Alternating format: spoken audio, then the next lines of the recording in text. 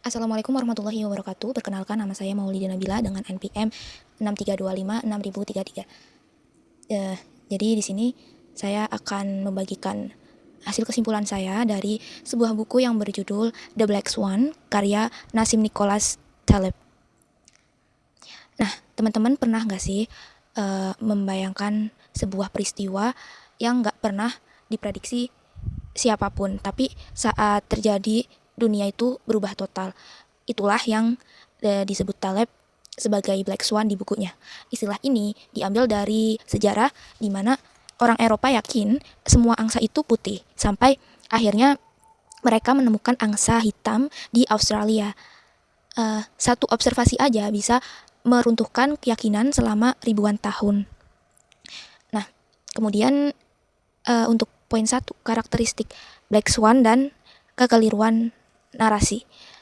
Taleb menjelaskan ada 3 ciri utama peristiwa Black Swan. Pertama, ia adalah outlier atau kejadian langka. Kedua, dampaknya sangat ekstrim. Dan ketiga, setelah terjadi, manusia cenderung membuat penjelasan seolah-olah kejadian itu bisa diprediksi sejak awal. Kita sering mengalami yang namanya narrative fallacy. Kita suka merangkai cerita masa lalu agar terlihat logis. Padahal dunia ini sebenarnya tuh penuh dengan hal yang acak, penuh dengan keacakan. Kita ngerasa paham kenapa krisis ekonomi terjadi hanya setelah krisis itu lewat. Untuk poin keduanya, analogi kalkun.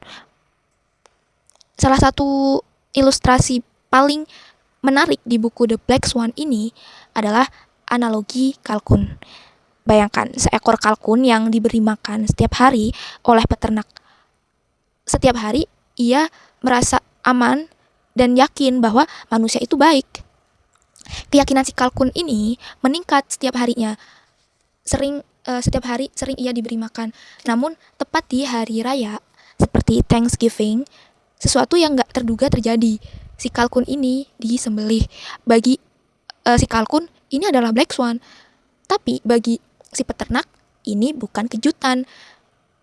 Pelajarannya, apa yang kita anggap sebagai keamanan berdasarkan masa lalu bisa jadi adalah jebakan besar karena kita nggak tahu apa yang tidak kita ketahui.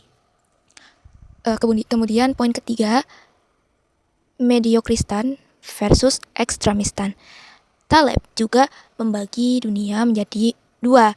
Yang pertama mediokristan dan yang adalah dunia yang stabil, seperti tinggi badan atau berat badan manusia, yang gak ada satu orang pun yang bisa merusak rata-rata berat penduduk satu kota.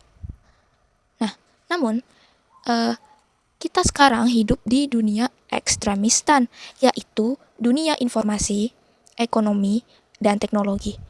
Di sini satu kejadian tunggal seperti pandemi COVID-19 kemarin atau penemuan internet bisa mengubah seluruh tatanan dunia secara drastis dalam sekejap.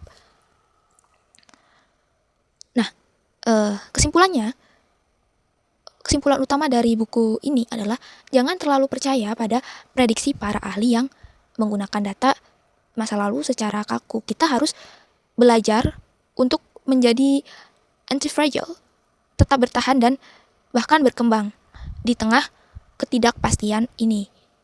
Sekian literasi video saya hari ini. Semoga bermanfaat. Mohon maaf apabila ada kesalahan. Terima kasih telah menonton video ini. Wassalamualaikum warahmatullahi wabarakatuh.